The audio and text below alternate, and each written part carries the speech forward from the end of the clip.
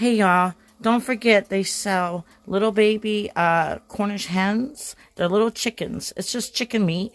So, and then turkeys as well, half. And you can cook that up and eat it for 2 days. And turkey, well, you can eat cold turkey and you'll be sleepy anyway because it's cold outside. But, you know, there's always snow you can bring in and put in your fridge to save your food. And I like that. So if your freezer goes out, your deep freezer, make sure in a tea kettle for your coffee pot, okay? And if you have a little iron rack, you can put that on top.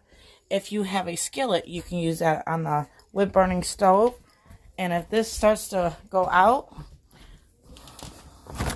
your freezer, mine's kind of empty, so thank God. It probably defrosted. But if you have a deep freezer, add snow to it if the power goes out to save your food, okay? Because money don't grow on trees, does it?